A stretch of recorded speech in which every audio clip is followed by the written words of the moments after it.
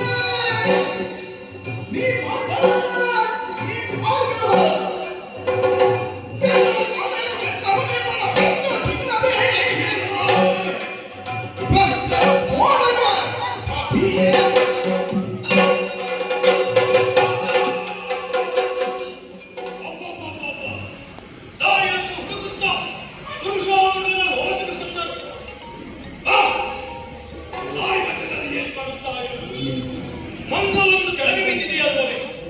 ಬಹುಶಃ ಹೀಗಿರಬಹುದು. ಮಂಗಗಳು ಒಂದು ಮರದಿಂದ ಇನ್ನೊಂದು ಮರಕ್ಕೆ ಹೋಗುವ ಸಂದರ್ಭ ಕೈಯಲ್ಲಿ ಒಂದು ಎಲೆಯನ್ನು ಹಿಡಿಯದಿದ್ದರೆ ಅದರ ಮಂಗಡಿಂದ ಬೇರ್ಪಡಿಸಲ್ಪಡುತ್ತದೆ. ಹಾಗೆ ಬಿದ್ದಿರುವ ಮಂಗವೇ ಇಲ್ಲ. ಸರಿಯಾಗಿ ನೋಡಿದಾಗ ಮೈಯೆಲ್ಲ ಸುಕ್ಕುಗಟ್ಟಿ ಹೋಗಿದೆ. ಬಹುಶಃ ಮರದಿಂದ ಮರಕ್ಕೆ ಹಾರಿ ಕಣ್ಣನ್ನು ತಿಂದು ತಿಂದು ತಿಂದು ಮುಪ್ಪು ಅದಕ್ಕೆ ಆವರಿಸಬೇಕು. ಅಂತಹ ಮಂಗವನ್ನು ನನ್ನ ದಾರಿಯಲ್ಲಿ ಬಿದ್ದಿದೆ. ಎಲ್ಲ ಮಂಗವೇ, ಒಳ್ಳೆಯ ಮಾತನ್ನು ಹೇಳುತ್ತಾ ಇದ್ದೇನೆ. ಮುಂದೆ ಬಂದವರು ಮಹಾಕಲಿ ಭೀಮಸೇನನಿದ್ದಾನೆ. ಒಳ್ಳೆಯ ಮಾಲೆ ದಾರಿಯನ್ನು ಬಿಟ್ಟರೆ ಬಿಡುವೆನು. ಇಲ್ಲದಿದ್ದರೆ ನಾನು ಬಂದ ಕಾರ್ಯ ಯಾವುದು ಗೊತ್ತೇ?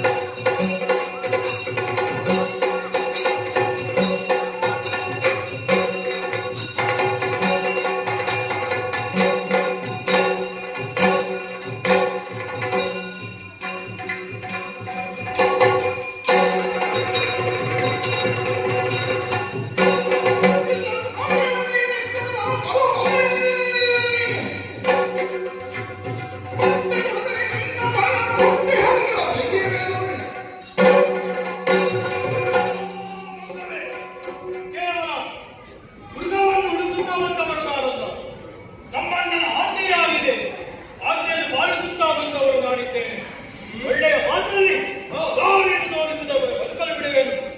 ಇಲ್ಲದಿದ್ದರೆ ಗದಾ ಪ್ರಹಾರದ ಮೂಲಕ ನಿನ್ನನ್ನು ಕೊಂದು ಬಿಡುತ್ತೇನೆ.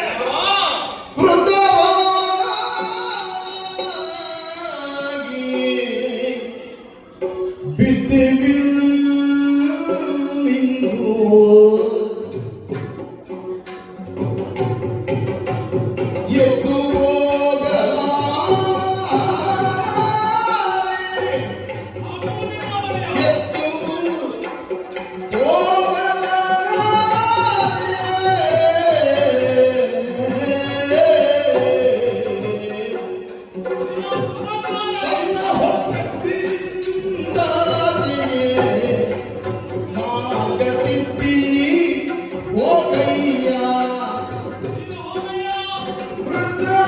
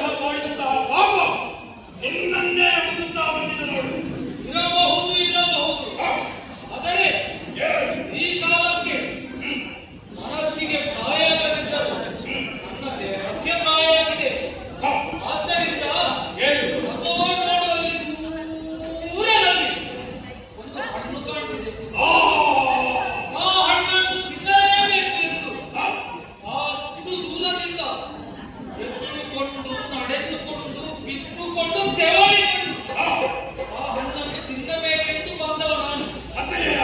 ಇಲ್ಲಿಗೆ ಬರುವಾಗ ನನ್ನ ಪ್ರಾಣ ಎಲ್ಲವೂ ಹೋಯ್ತಲ್ಲ, ಅಲ್ಲೇ ಬಿದ್ದುಕೊಂಡೆ. ನಾನು ಹೇಳಿದಂತೆ ನೀನು ಮಾಡಿದಂತಹ ಪಾಪ ನಿನ್ನ ಬಾರಿಗೆ ಬಂದು ಬಿಟ್ಟು ನೋಡು.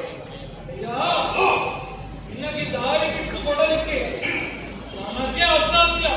ಏನು ಮಾಡುವುದು? ಆದ್ದರಿಂದ ಒಂದು ಕೆಲಸ ಮಾಡು. ದೊಡ್ಡ ಕೆಲಸ ಏನಲ್ಲ, ಈ ಮುದಿ ಮಂಗನನ್ನು ನಿನ್ನ ದಾರಿಯ ಮಧ್ಯದಿಂದ ಸ್ವಲ್ಪ ಆಚೆಗೆ ಮುಗಿ ಅಡೇ ಅಡೇ ಅಡೇ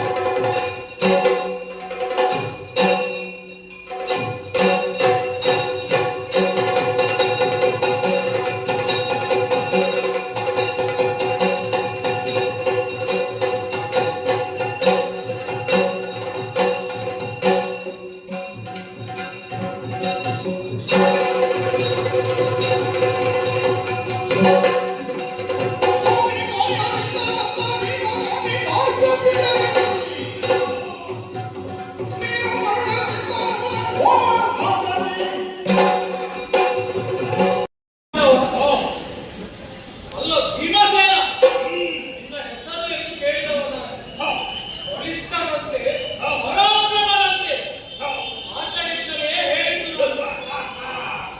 ಕೇಳುವಾಗ ಮನಸ್ಸಿಗೆ ಬಹಳ ಸಂತೋಷವಾಯಿತು. ಏನೆಂದು? ಮನುಷ್ಯರಲ್ಲಿ ಮಾತ್ರವಲ್ಲ, ಮಂಗಗಳಲ್ಲಿಯೂ ಭೀಮಸೇನನ ಪ್ರಸಿದ್ಧಿ ಇದೆ ಎಂಬ ಮಾತು. ಆಗಲಿ ಆಗಲಿ, ಆತನಿಂದಲೇ ಹೇಳಿದ್ದು ನನ್ನನ್ನು ಸ್ವಲ್ಪ ಬದಿಗೆ ಸರಿಸು ಎನ್ನುವುದಾಗಿ. ಆದ್ದರಿಂದ ಸ್ವಲ್ಪ ಬದಿಗೆ ಸರಿಸಯ್ಯ. ಸಹಿಸಬೇಕು. ಹಾ, ಮನದಲ್ಲಿ ಅಹಂಕಾರವನ್ನಿಟ್ಟುಕೊಂಡು ಜೀವನದಲ್ಲಿ ಬಲವಿಲ್ಲ ಬಲವಿಲ್ಲ ಎಂಬ ಮಾತನ್ನು ಹೇಳ್ತಾ ಇರುವ ಕವಿ ಅಲ್ಲವಯ್ಯ. ನನ್ನ ಬಗ್ಗೆ ತಿಳಿಯದೆ ಇಷ್ಟು ಮಾತನಾಡುತ್ತೀಯ ಕೇಳಿಸಿದ್ದೇನೆ. ನಿನಗೆ ಸರಿಯಾದ ಬುದ್ಧಿ ಕಳಿಸಬೇಕಲ್ಲವೇ? ನನ್ನ ಮುಷ್ಟಿ ಮುಷ್ಟಿಯ ಘಾತಕ್ಕೂ ಏನೂ ಆಗಲಿಲ್ಲವ ಈ ಮಗಕ್ಕೆ. ಎಡಗೈಯಲ್ಲಿ ನೋಡೋಣ. ನೋಡಿದಷ್ಟು ಬಲಹೀನ ಮಂಗನಲ್ಲ ಈತ. ಕೈಯಲ್ಲಿ ಕಾಣುತ್ತಾ ಇದೆ ರುಚಿರ ಮುಖಿ. ಇದರಿಂದಲೇ ಒಂದು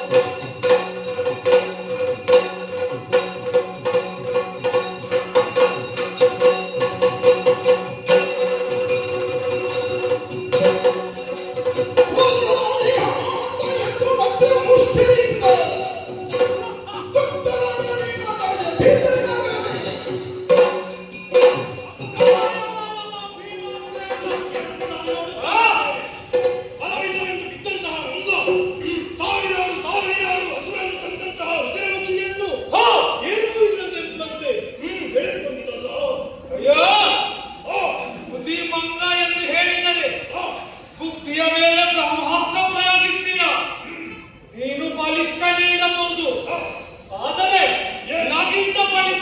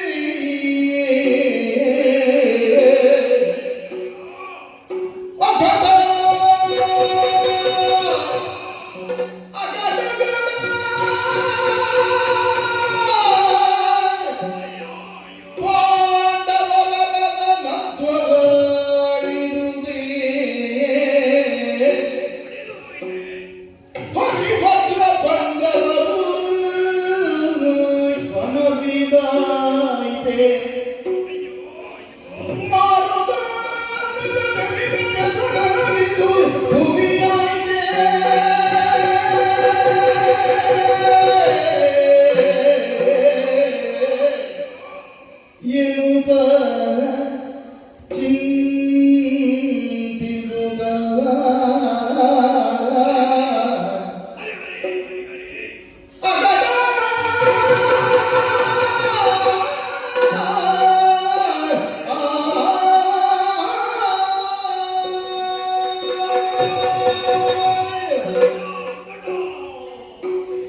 ಏನಾಗಿ ಹೋಯಿತು?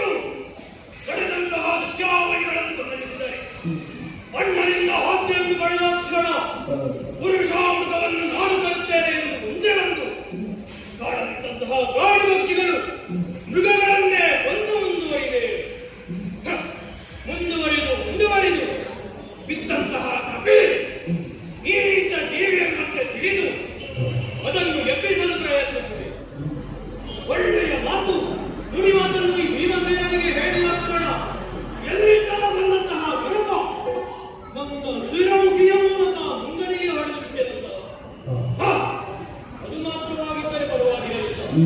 ಬಿಟ್ಟುಕೊಂಡಿದ್ದಂತಹ ಮಂಗ ನನ್ನ ರುಧಿರಮುಖಿಯನ್ನು ತನ್ನ ಮುಷ್ಟಿಯಲ್ಲಿ ಹಿಡಿದು ನನ್ನ ತಲೆಯ ಮೇಲೆ ಮುಷ್ಟಿಯಿಂದಲೇ ಹೊಡೆದು ಬಿಟ್ಟನಲ್ಲ. ಆ ಮಂಗನ ಮುಷ್ಟಿಯ ಘಾತವಾದ ಕ್ಷಣದಲ್ಲಿ ನೆತ್ತಿಯಲ್ಲಿ ಅಡಗಿದ್ದಂತಹ ಅಂಧಕಾರತ್ವವೇ ಅಳೆದು ಸುಜ್ಞಾನವೆಂಬುದು ಭೀಮಸೇನನ ಪಾಲಿಗೆ ಬಂದಿದೆ. ಆದರೆ ಏನು ಮಾಡಲಿ ಅಣ್ಣನಿದ್ದಂತಹ ಆಜ್ಞೆ ಪುರುಷಾಮೃತವನ್ನು ತರಬೇಕು ಎಂದು ಭೀಮಸೇನ ಎಂಬಂತಹ ಮಾತು ದೇವರು ನೀಡಿದಂತಹ ಭರವಸೆ ಎಲ್ಲವೂ ಹುಸಿಯಾಗಿ ಹೋಯಿತು. ಅಯ್ಯೋ ಶ್ರೀಹರಿ ಏನು ಮಾಡಲಿ? ಅಯ್ಯೋ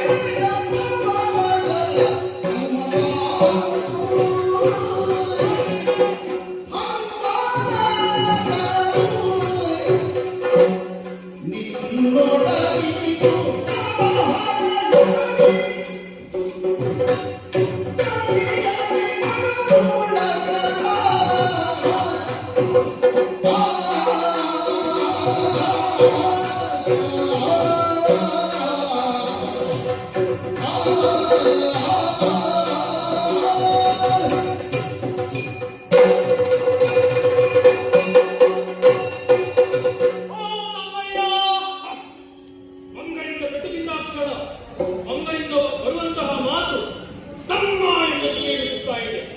ನೀವು ಕೇಳಿದ್ದು ಸರಿ. ಓಹೋ, ಹೀಗೆ ಮಾಡಲು ಆಲೋಚಿಸಿದ್ದೇನೆ. ದೇಹದಲ್ಲಿ ಆಯಾಸವೆಂದು ಈ ಮಂಗಮ್ಮ ಎಂದು ಅರಣ್ಯ ಮಾಡಿದ ಕ್ಷಣದಲ್ಲಿ ಎಲ್ಲ ಉಂಟವಾಯಿತಲ್ಲ. ಯಾರಾಗಿರಬಹುದು? ಓ ತಮ್ಮ, ನನಗೆ ಗೊತ್ತಾಗಲಿಲ್ಲವಲ್ಲವೇ? ನಿನಗೆ ಅರ್ಥವಾಗುತ್ತಿಲ್ಲ. ಇಲ್ಲವೇ? ನಿನಗೊಬ್ಬ ಹಣ್ಣಿನ ಗೊತ್ತುಂಟ. ನಾನೇ ಯುಧಿಷ್ಠಿರ ಮಹಾರಾಜರು. ಯುಧಿಷ್ಠಿರನಲ್ಲ, ನಿನಗೆ ಈಗಲೂ ಸರಿ ಅರ್ಥ ಆಗಲಿಲ್ಲ. ನೀನು ಯಾರ ಅನುಜ? ಅನುಜ? ನೀನು ಯಾರ ಸತ್ವದಿಂದ ಜನಿಸಿದವ? ವಾಯು ಸತ್ವದಿಂದ ಭೂಲೋಕದಲ್ಲಿ ಬಂದವನು ನಾನಿದ್ದೇನೆ. ಆ ವಾಯುದೇವನಿಗೊಬ್ಬ ದೊಡ್ಡ ಮಗನಿದ್ದಾನೆ, ಗೊತ್ತುಂಟ? ಇದ್ದಾನೆ. ಹಿಂದಿನ ಕಲ್ಪದಲ್ಲಿ ಸಿದ್ಧನಾಗಿದ್ದಾನಂತೆ. ಹಾ ಅವನು ಹಾ ಕೇಳಿದೆಯಲ್ಲ, ಅವನು ಹೊಡಿದ್ಯಾವನನ್ನು? ಇಲ್ಲೋ ನಾವೇ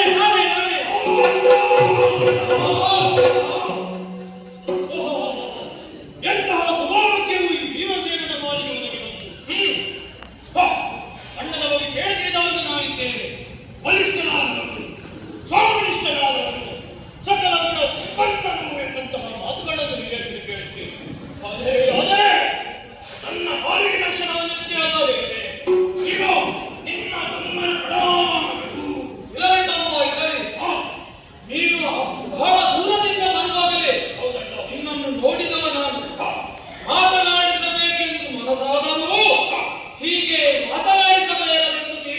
ಹೇಳಿದವ.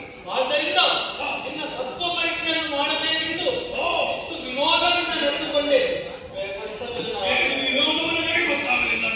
ತಮ್ಮ ಅನುಭವಿಸಿದವರು ನೀನು. ಬೆಟ್ಟನ್ನು ತಿಂದವರು ನಿನ್ನ ತಮ್ಮನಲ್ಲವೇ? ಆದರೆ ಆ ನೋವನ್ನು ನಿವಾರಿಸಿದನಲ್ಲ ನಾನೀಗ. ತಮ್ಮ, ನಿನ್ನ ಅಣ್ಣನೇ ಹೇಗಿದ್ದಾನೆ, ತಮ್ಮಂದಿರು ಹೇಗಿದ್ದಾರೆ, ಎಲ್ಲರೂ ಕುಶಲಿಗರೇ ಹೇಳುವಿಯಾ? ಕುಶಲನಿ ಬರುದಿಯ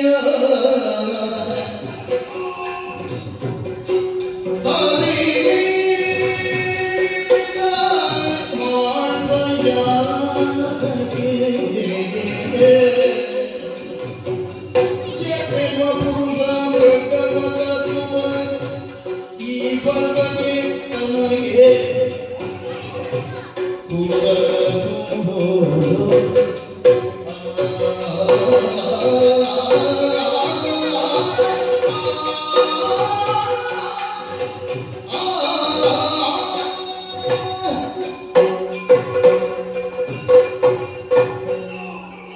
ತಮ್ಮ ಭೀಮಸೇನ, ಎಲ್ಲರೂ ಕುಶಲದಿಂದ ಇದ್ದಾರೆ. ಅಣ್ಣ, ತಮ್ಮ, ನಾನು ಒಂದು ಮಾತನ್ನು ಹೇಳಿದೆ ಬಂದಾಂಶದಲ್ಲಿ. ನಿಮ್ಮ ಅಂತಹ ವಾಲ್ಡ್ ಮಹಾರಾಜರಿಗೆ ಸಂಸ್ಕೃತಿಯ ಇನ್ನೂ ದೊರಕಲಿಲ್ಲ. ಅಣ್ಣ ಚೂರು ರಾಜಸೂಯ ಪ್ರಯಾಣವನ್ನು ಮಾಡಿ ಎಂಬಂತಹ ಮಾತನ್ನು ಹೇಳುತ್ತಿದ್ದಾರೆ. ಯಾಗ ಮಾಡುವ ಸಂದರ್ಭದಲ್ಲಿ ಶುಚಿತ್ವವನ್ನು ಕಾಪಾಡಿಕೊಳ್ಳಲು ಅಣ್ಣನ ಒಂದು ಬಾಯಿಯನ್ನು ದೇವರಿಂದ ಪಡೆದು ತೆಗೆದುಕೊಂಡವರಿದ್ದಾರೆ. ಏನೆಂದು? ಹಿಮಾದ್ರಿಯ ಪಟ್ಟಣದಲ್ಲಿ ಪುರುಷ ಎಂಬಂತಹ ಒಂದು ಮೃಗವಿದೆ. ಅದು ಇದ್ದಲ್ಲಿ ಶುಚಿತ್ವವು ಎಂದೂ ಇರುತ್ತದೆ ಎಂಬ ಮಾತನ್ನು ಹೇಳುವವರು ಇದ್ದಾರೆ. ನೋಡಿದರೆ ಬಹಳ ಸಂತೋಷವಾಯಿತು. ನಿನ್ನ ಅನುಗ್ರಹವನ್ನು ನಾನು ಪಡೆದಿದ್ದೇನೆ. ಪುರುಷಾಂಗವನ್ನು ತರಬೇಕಾಗಿದೆ. ಮುಂದುವರಿಕೆ ನೀನು ಆ ಪುರುಷಾಂಗಗಳ ಬಗ್ಗೆ ತಿಳಿದುಕೊಂಡಿದ್ದೀಯಾ? ಆದರೆ ತಿಳಿದುಕೊಂಡದ್ದು ಸ್ವಲ್ಪ ಕಡಿಮೆ ಆಯಿತು. ಏನಾಯಿತು? ನೀನು ಅಂದುಕೊಂಡದ್ದು ಅದು ವಾಯವೇಗದಲ್ಲಿ ಸಂಚರಿಸುವುದೆಲ್ಲವೇ? ನಾವು ಒಳ್ಳೆಯದಾಗಿ ಹೋಗುತ್ತೇವೆ. ಅಲ್ಲವೇ ತಮ್ಮ, ಅದು ಮನೋವೇಗದಲ್ಲಿ ಚಲಿಸುವುದು.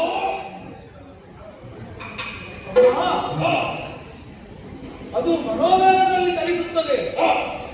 ಆದ್ದರಿಂದ ನೀನು ತಿಳಿದುಕೊಂಡದ್ದು ಸ್ವಲ್ಪ ಕಡಿಮೆ ಆಯಿತು. ಅಷ್ಟು ಮಾತ್ರವಲ್ಲದೆ ಯಾಕೆ ಬಲ್ಲೆಯ? ಯಾಕೆ?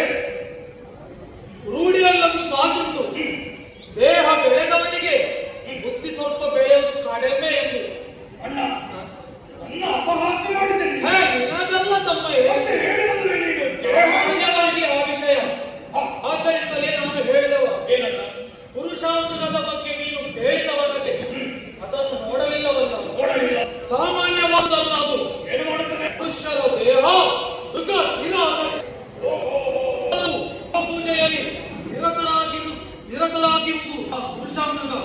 ಶಿವಭಕ್ತ ಪುರುಷ ಇರುವ ಸ್ಥಳವನ್ನು ಶುಚಿ ಮಾಡಿ ಹೂವನ್ನು ಕೊಯ್ದು ಇಡ್ತಾ ಇರುತ್ತದೆ. ಅಣ್ಣ ನನಗೆ ಅರ್ಥವಾಗುತ್ತಾ ಇಲ್ಲ. ಮನೋವೇಗದಲ್ಲಿ ಹೇಳ್ತಾ ಇದ್ದೀಯ. ಶಿವಲಿಂಗವನ್ನು ಪೂಜೆ ಮಾಡುತ್ತಿದ್ದೆ ಎಂಬಂತೆ ಹೇಳ್ತಾ ಇದ್ದೀಯ. ಈ ಮನೆಗೆ ಹೇಗೆ ಅರ್ಥವಾಗಬೇಕಣ್ಣ? ಅಷ್ಟೇ ಅಲ್ಲ ತಮ್ಮ, ಏನಣ್ಣ? ಅದರ ಒಂದು ವಿಶಿಷ್ಟತೆ ಗೊತ್ತ. ವಾಸನೆಯನ್ನಾದರೂ ಸಹಿಸುತ್ತದೆ, ಮನುಷ್ಯರ ವಾಸನೆಯನ್ನು ಸಹಿಸಲಾರದು.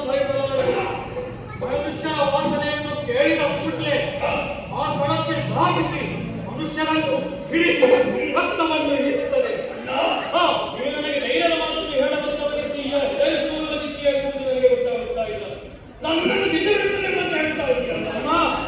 ಸದ್ಯಕ್ಕೆ ಆ ವಿಷಯ ಬಿಡೋಣ. ಇನ್ನ ಸತ್ವಪೇಕ್ಷೆ ಉಂಟಲ್ಲ, ಆಯ್ತಲ್ಲ? ಇನ್ನು ಮುಗಿದಿಲ್ಲ. ಮುಗಿಲಿಲ್ಲ? ನನಗೊಂದು ಉಪಕಾರ ಮಾಡಬೇಕು ನೀನು. ಏನು? ಸ್ವಲ್ಪ ಹಿಂದೆ ನೋಡುತ್ತೆ. ಅಣ್ಣ ಒಂದು ಬಾಲನ ಹಾಗೆ ಕಾಣಿಸುತ್ತಾ ಉಂಟು. ಬಾಲನ ಹಾಗಲ್ಲ, ಸಂಗನ ಬಾಲದ ಹಾಗೆ. ಅದು ನನ್ನ ಬಾಲವೇ. ಮುದಿ ಬಾಲ. ಅದು ಒಂದು ಉಪಕಾರ ಮಾಡಬೇಕು. ಏನು? ಒಂದಿಷ್ಟು ರೋಮವನ್ನು ಆ ಬಾಲದಿಂದ ಕಿತ್ತು ಸ್ವಲ್ಪ ಕೊಡೆಯ. ನನ್ನ ಅಪಹಾಸ್ಯ ಮಾಡುತ್ತಾ ಇದೆಯಲ್ಲ. ಮಹಾಸ್ಯ ಅಲ್ಲ ತಮ್ಮ, ನಿನ್ನ ಅಣ್ಣ ಹೇಳಿದಲ್ಲ ಉಪಕಾರ ಮಾಡುವುದಿಲ್ಲ. ಹಾಗೆ ಸರಿ, ಅಣ್ಣನ ಆಜ್ಞೆಯನ್ನು ತಪ್ಪಿಸುವವನಿಗೆ ಭೀಮಸೇನ ಅಲ್ಲ. ಸರಿ. ಅಣ್ಣ ಸೋಮವನ್ನು ಹೇಳುತ್ತೇನೆ. ಸೋಮಾದರೆ ಹೇಳಬೇಕು. ತೆಗಿತ ಇನ್ನೊಮ್ಮೆ ಪ್ರಯತ್ನಿಸುತ್ತಾ ಇದ್ದೇನೆ. ಆಗಲಿ. ಇನ್ನು ಪೂರ್ಣ ಸಾಮರ್ಥ್ಯ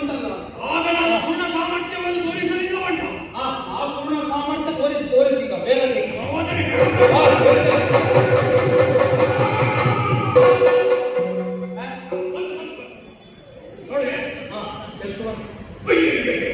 ರೋಮಲ್ ರಕ್ತ ಬಂತು. ತಮ್ಮ ನಿನ್ನಿಂದ ಆಗಲಿಕ್ಕಿಲ್ಲ, ನನಗಾಗುವುದಿಲ್ಲ. ನಾನೇ ಸ್ವಲ್ಪ ಎಷ್ಟು ಹೊತ್ತು ನನ್ನ ಬಲವನ್ನು ಕುಗ್ಗಿಸಿದ್ದೀಯೋ, ಇನ್ನು ಮನಸ್ಸನ್ನು ಕುಗ್ಗಿಸಿದ್ದೀಯೋ. ಪರವಾಗಿಲ್ಲ ಬಿಡು. ಆ, ನನಗೆ ಸ್ವಲ್ಪ ರೋಗ ಉಂಟಲ್ಲ, ಆ, ಅದನ್ನು ಹೀಗೆ ಬಿಟ್ಟು ಇಕೋ, ರೋಮ ಅಣ್ಣ ಪ್ರಸಾದ. ಯಾಕದು? ಅಲ್ಲ, ನೀನು ಹೇಳಿದ ಮಾತು ಕೇಳಲಿ. ಅದೇ ದೇವರ ಕೋಣೆಯಲ್ಲಿ ಇಟ್ಟು ಕೊಟ್ಟದ್ದು ನಮಗೆ. ನಾನು ಹಾಗೆ ಎಣಿಸಿದ್ದೆ. ಅಣ್ಣನ ಯುಗವಾಗಿ ನಿನ್ನ ರೋಗವನ್ನು ತಿಳಿಸೋಣ ಎಂಬಂತೆ ನಾವು ಸಿದ್ಧವಾಗಿ ತೋರಿದ್ದೆ. ಆ ಪುರುಷಾಂಗದ ಬಗ್ಗೆ ಒಂದು ವಿಶೇಷ ಹೇಳಿದ್ನಲ್ಲ ನಾನು. ಮನೋವೇಗದಲ್ಲಿ ಬರುತ್ತದೆ.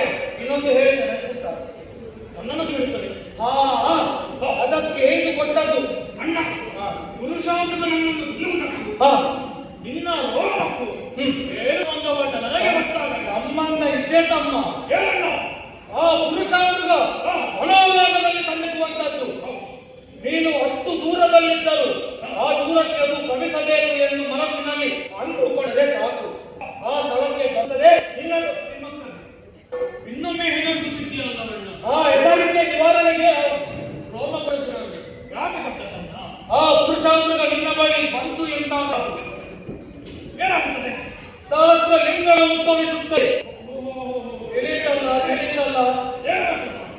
ಶಿವಲಿಂಗವು ಬಂದು ಎಂದಾದರೆ ಆ ಪುರುಷಾಮೃಗ ಪೂಜೆ ಮಾಡಲು ಶುರು ಮಾಡದೆ ಆ ಹೊತ್ತಿಗೆ ಆಗುವಾಗ ನಿನ್ನದು ಎಷ್ಟು ದೂರ ಆಗ್ತದೆ ಅಷ್ಟು ದೂರ ಕ್ರಮಿಸಬೇಕು ನೀನು. ಒಳ್ಳೆಯ ಉಪಾಯ. ಇನ್ನೊಮ್ಮೆ ಆ ಶಿವಲಿಂಗ ಬರ್ತದೆ, ಅದು ಪೂಜೆ ಮಾಡ್ತದೆ. ಹೀಗೆ ಮಾಡುತ್ತಾ ಮಾಡುತ್ತಾ ನೀನು ಇಂದ್ರಪ್ರಸ್ಥವನ್ನು ಸೇರಬೇಕು. ಇಲ್ಲದಿದ್ದರೆ ನೀನು ನಿನ್ನ ತಂದೆ ಸದ್ಗತಿಗೆ ಬಂದದಲ್ಲ, ಸದ್ಗತಿಗೆ ಬೇಕಾಗಿ ಆ ಪುರುಷಾಂಗಗಳಿಂದ ಹಿಡಿದ್ರೆ ನಿನ್ನ ಸದ್ಗತಿಗೆ ಜನ ಮಾಡ್ಬೇಕಲ್ಲಿ. ಅಣ್ಣ,